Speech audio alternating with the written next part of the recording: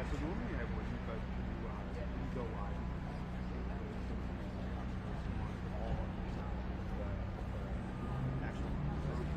So, but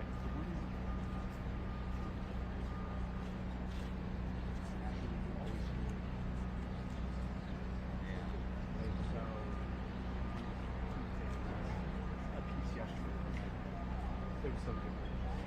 When it was cut, we just cut it.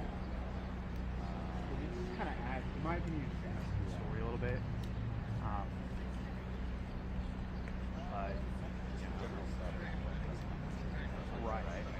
Yeah. So like if you're, if you're interviewing someone outside,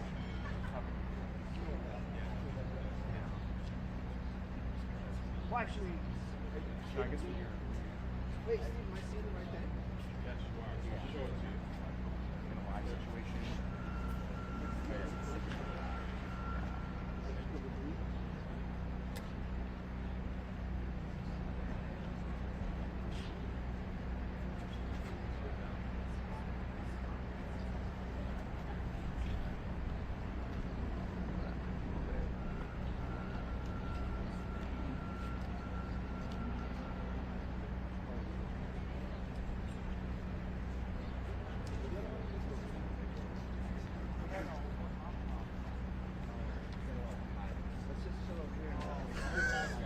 We got 3.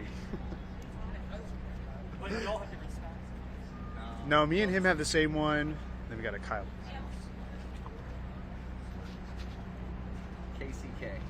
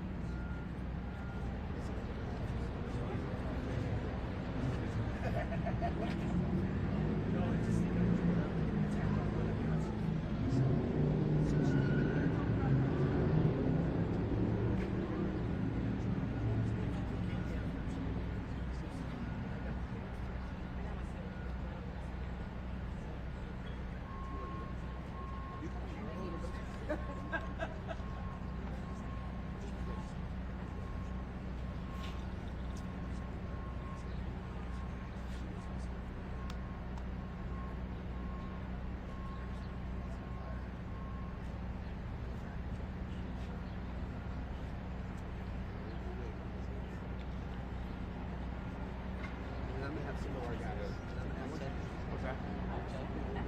Yeah, go ahead.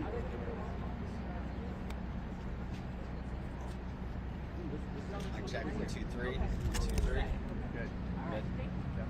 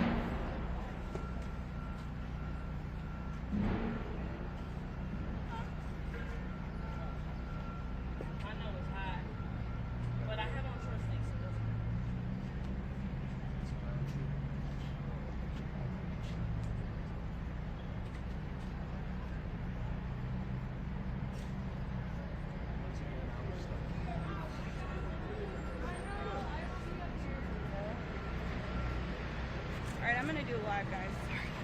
And your best way. You're gonna be with us? Oh, you want me up there? Yeah. We want you. Yeah. Okay. Who's your friend? You have a friend here?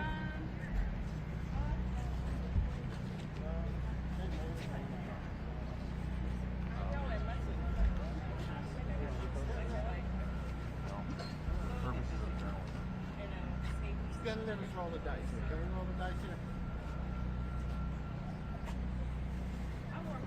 Everyone moves around a lot. I know. I will, yeah. You'll see me like start around 300 times.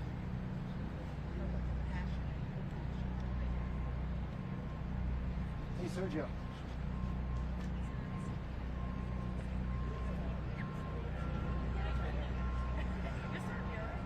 Hey, Sergio.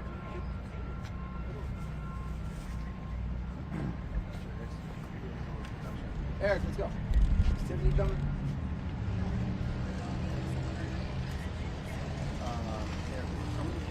Yeah, we got several people. Maybe. Oh no, you're good. You're good, girl. Oh no, she has. It's Cherie. I'm Cherie. Yep, Cherie. Okay, she wants it. Okay. Spring spelled just like that. Cherie. Cherie.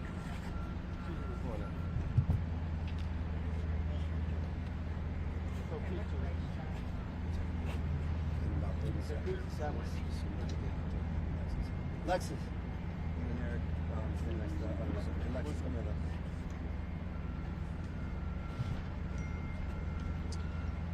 Ready? You guys can hear?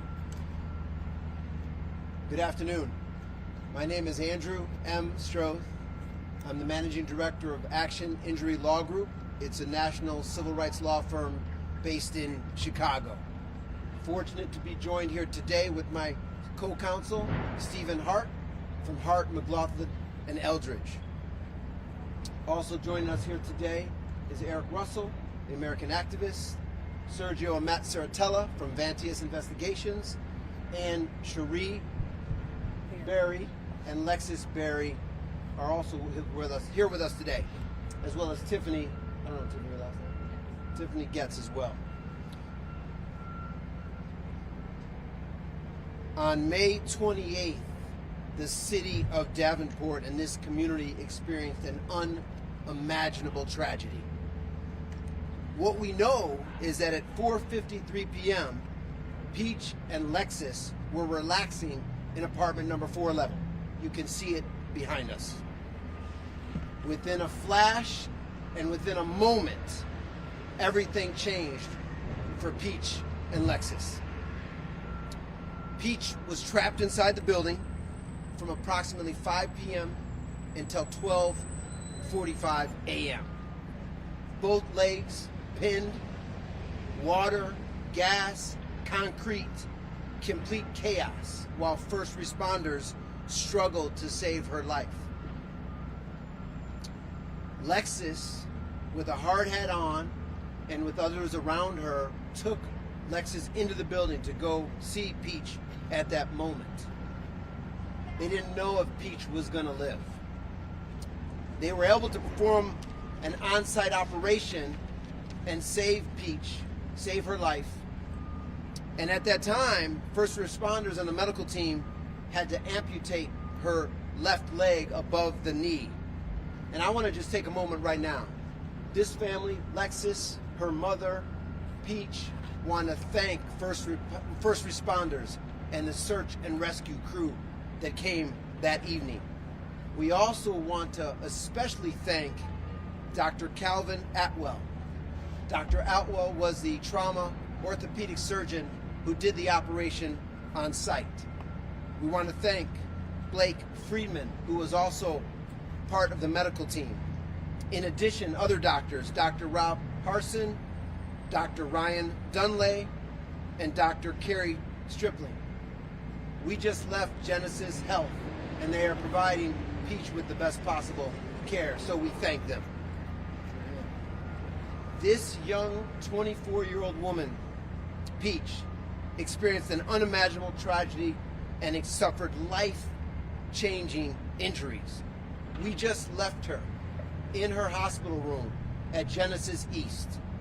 She's lying in a hospital bed, her left leg amputated above the knee, and she sustained a 30-inch laceration on her right leg. I will tell you, Stephen Hart and I are humbled to represent Peach and Lexus. I'll quote what she just told us. With her faith in God, her faith in her wife, her faith in her family. She said, I may have lost my leg, but I still have my life. Amen. Amen. We are working with Peach and Lexus to make sure we get Peach the best possible medical treatment. And the reason we're standing here today is Stephen and I, about an hour and a half, 2 hours ago, filed a lawsuit against the responsible parties for this tragic incident. Today, what do we want? Why are we here? Well, Lexus will tell you. We want justice.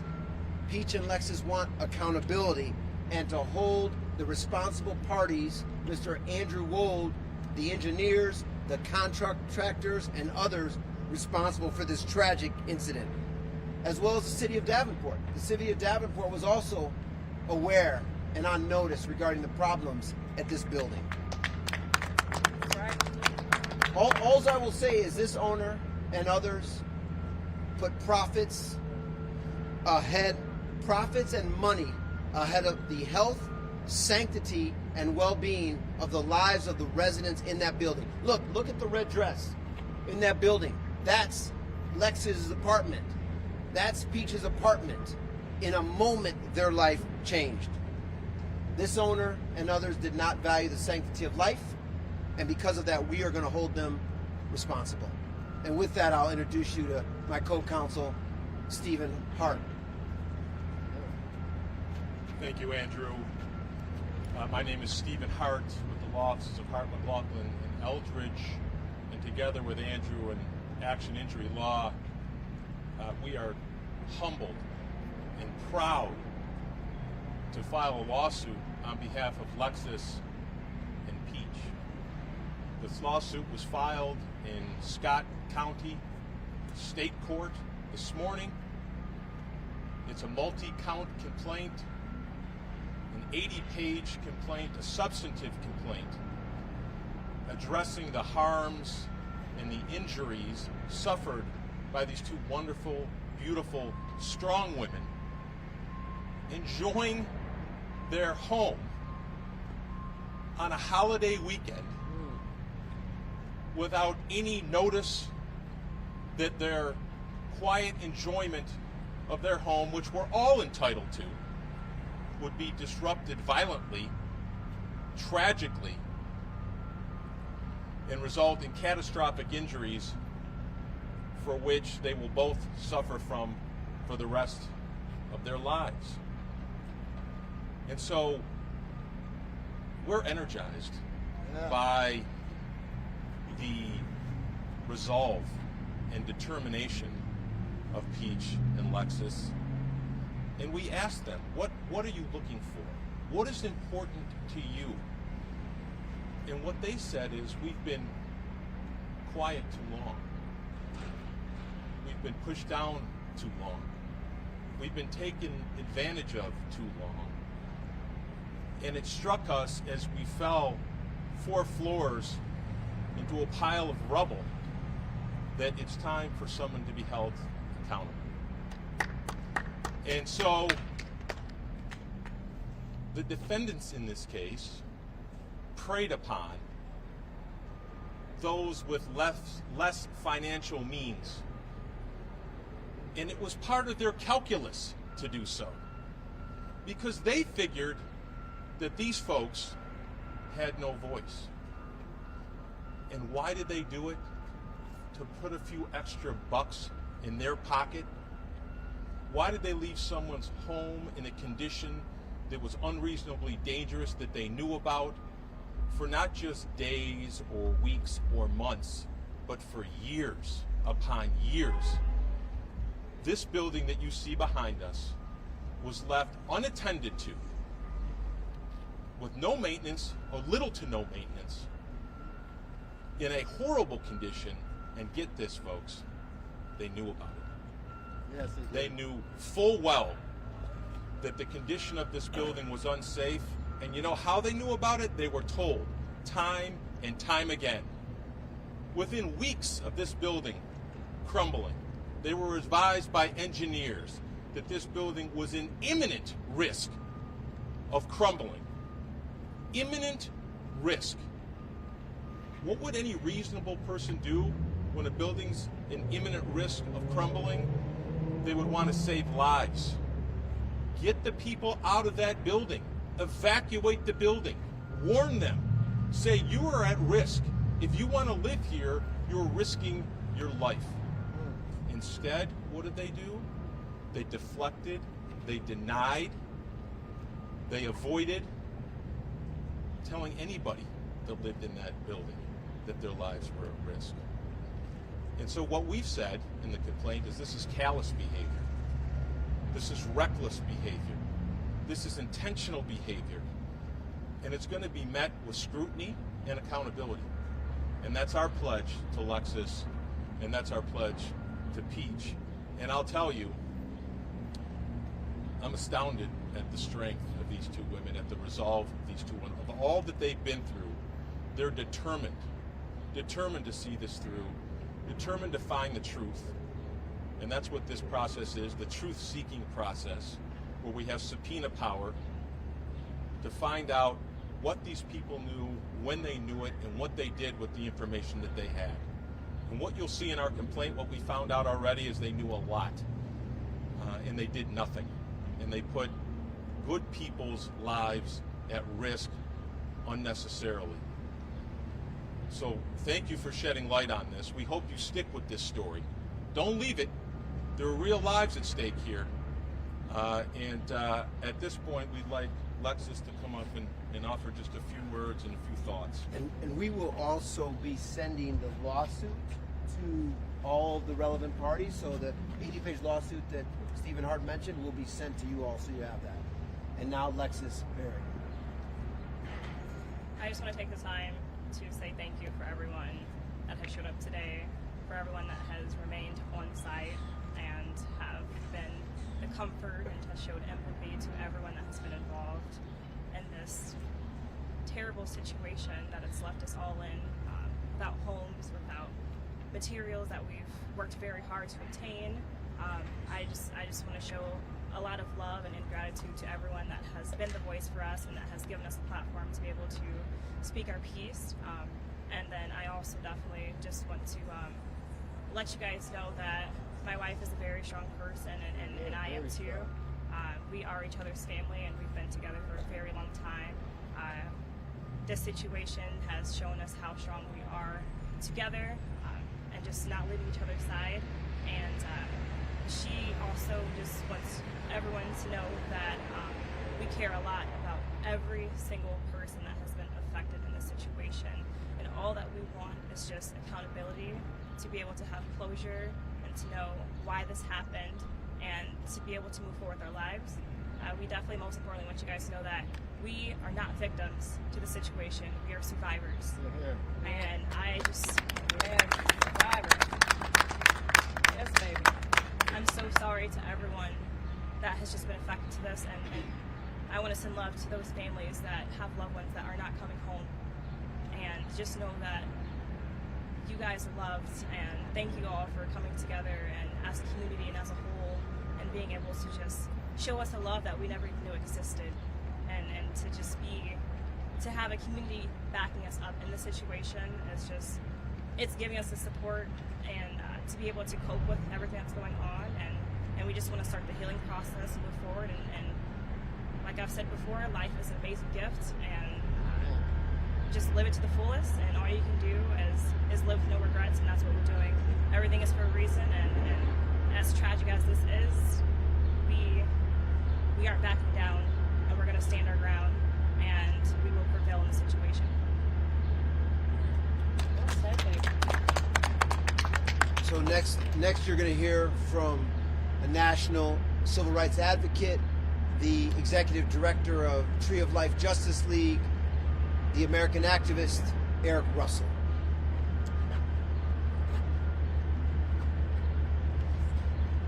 The first thing that I would like to do is just to thank God for His grace that he showed Peach.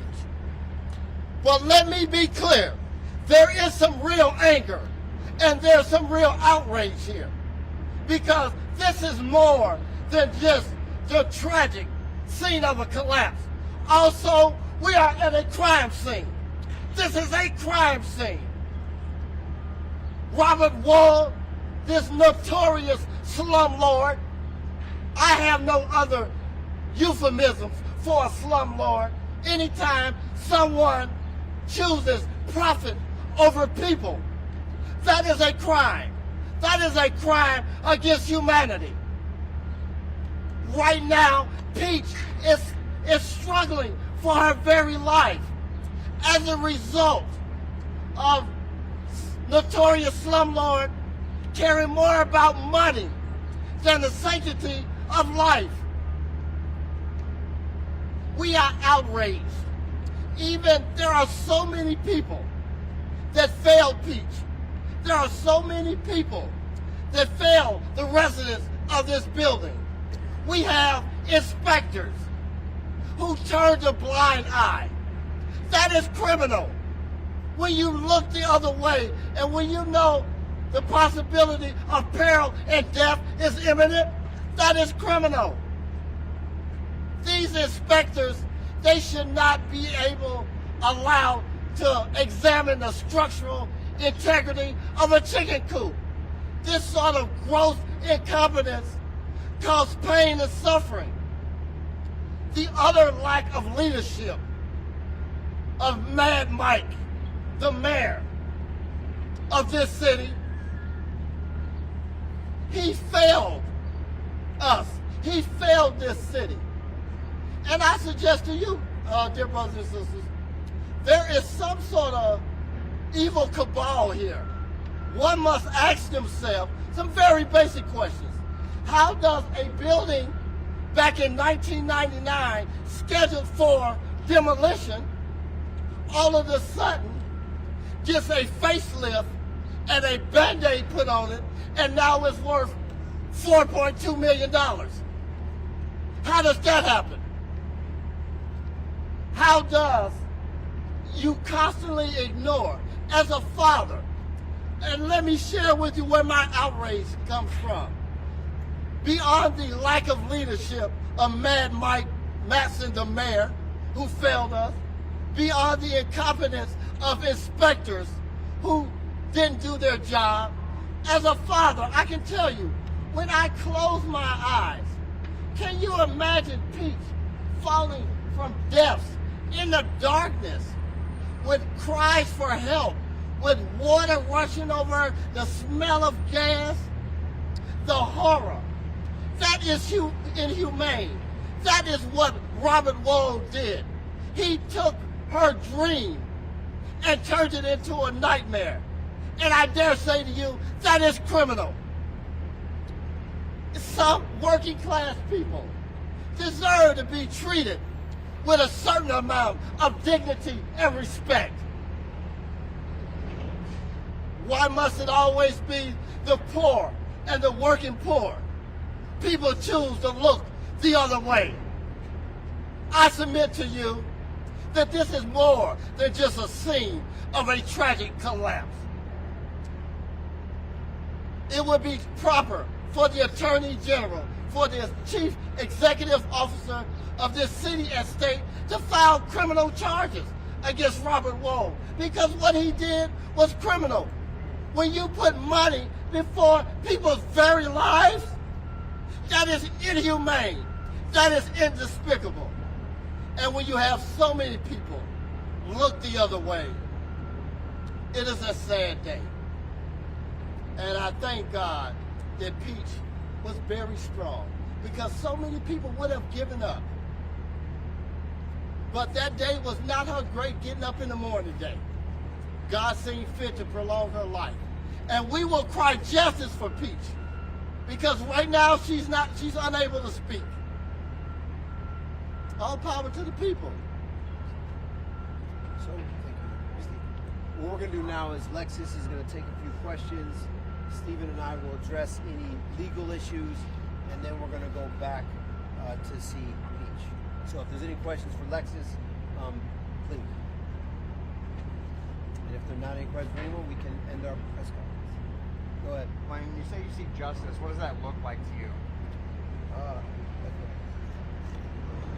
To me, justice is everyone that is involved, every single person that is involved and that knew about the situation, that was aware of it, is held accountable because of the outcome that it is. And it's a ripple effect, and it's affected so many people. It's affected lives within the building, the businesses that surround this building, other residents that lived in this area that had to be evacuated as well.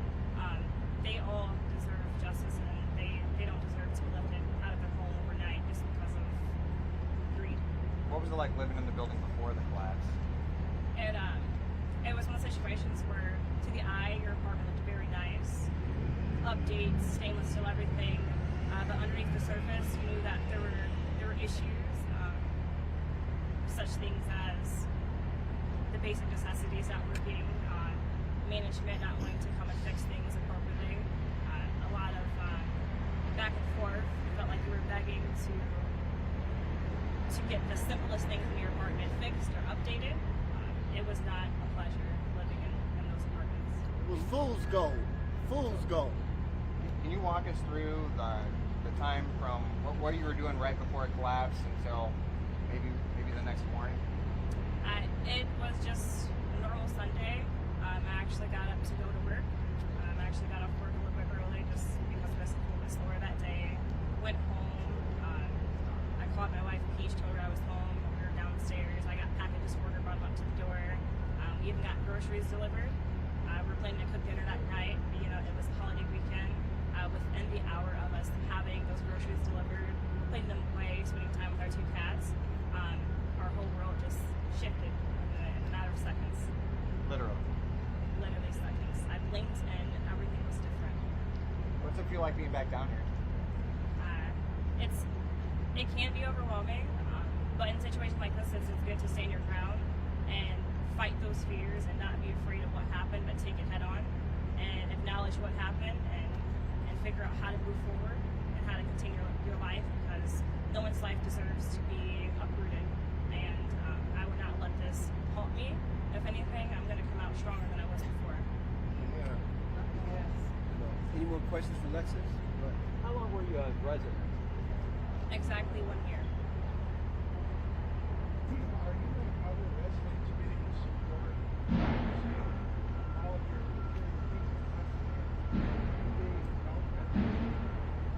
We have had a lot of support from Red Cross.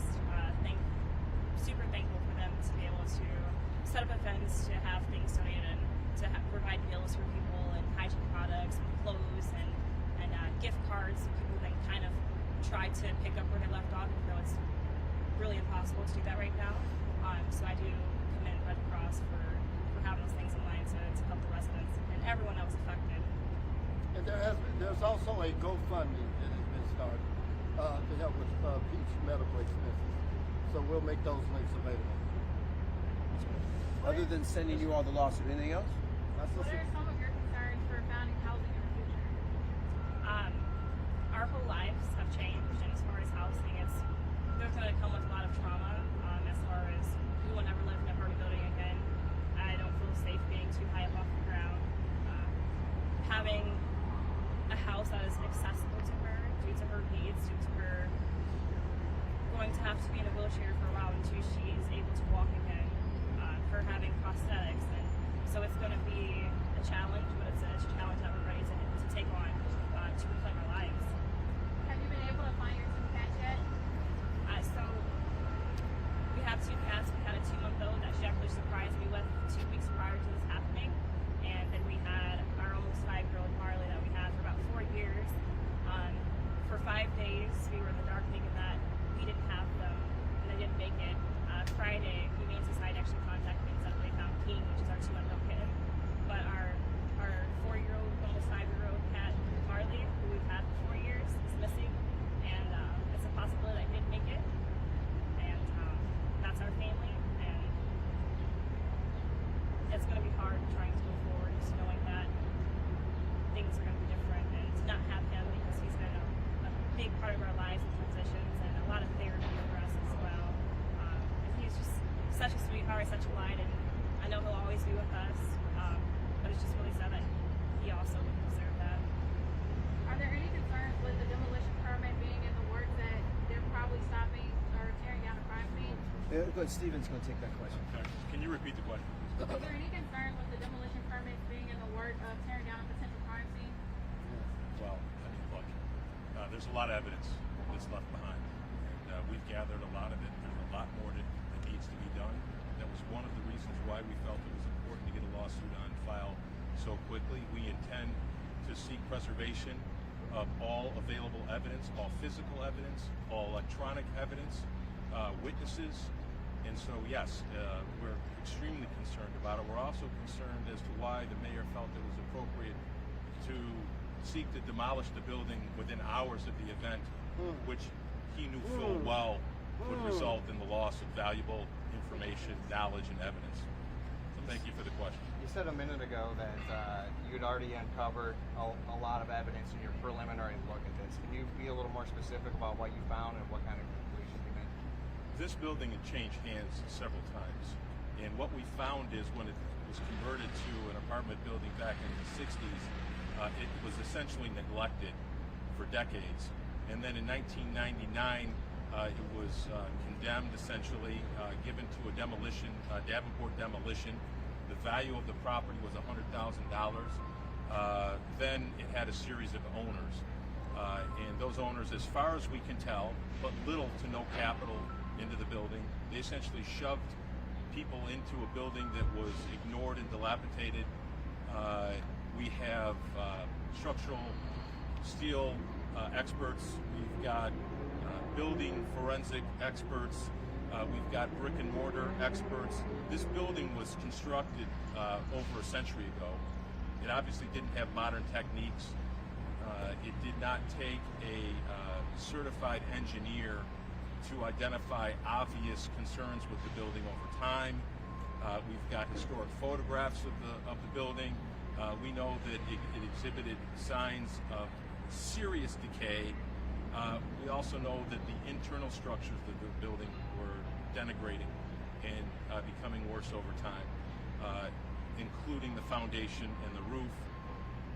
We also know that there was many city officials in this building over the past 12 months and 24 months and years who failed to do their job. We know that there was multiple contractors, from structural engineers to masonry contractors to others that failed to sufficiently first repair the structural issues with it, but also notify the people that were living there that the building was not habitable. At the end of the day, it's very clear from the evidence that we've been able to amass is this: no one should have been living in this building. They shouldn't have been charging rent to live in this building. It was a risk. And what they did was, the defendants in this case, the owners, the property managers, the investment bankers, the people that were charged with the responsibility of making sure this building was kept up when they offered it to individuals to live there, they really failed in that obligation drastically. I just want to point one more thing out. Sorry for the long-winded answer. That was a loaded one. We've not only alleged negligence of all of these defendants, but we've also alleged punitive damages for their willful and wanton actions and inactions, their conscious disregard for safety. I don't think anybody looking at this situation would suggest that these people not only didn't act reasonably, but they didn't have the knowledge and the intent, and were offering this place for rent knowing that they were putting people's lives at risk. They had to. Since civil cases optimistically could take years to go anywhere, what can you do for your clients right now? What can this offer them immediately? Good question. I'm going to let Andrew take the first thing we're saying is, our focus is on Peach. Our focus is getting her the best medical attention, rehab, aesthetic, and handling her needs. The legal case will run its course. We've got an aggressive team of lawyers, we've got a comprehensive team of experts, and we will advance the litigation process. But as Mr. Hart said, the lawsuit is on file. Discovery has started. we can issue subpoenas. We've already uncovered a lot of very damaging information, and we're going to get more through the discovery process. And just to give you a practical example, how bad does a building have to be in disrepair where the annual elevator report, they express reservations about coming over and inspecting the elevator? When your elevator examiner says they're reluctant to come, isn't this building torn down by now? How in disrepair must a building be when the elevator inspector is reluctant about doing an annual elevator report? We thank everyone for their time today. This story is just starting. So thank you very much. Thank you.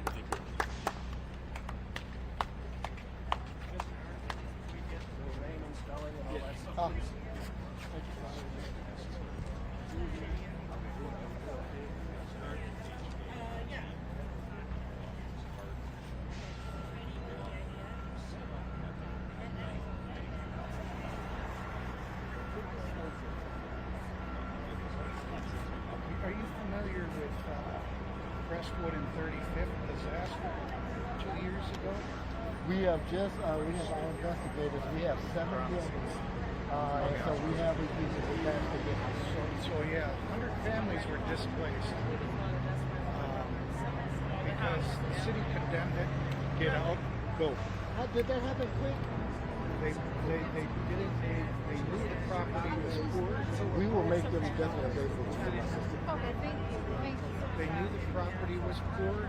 They did not push the landlord to either repair it until it was too late. Oh yeah, sure. He'd like to share with you.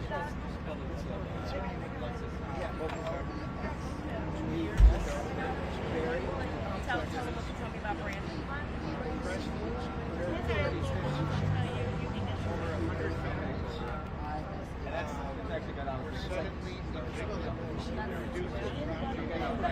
You okay, babe? There is nobody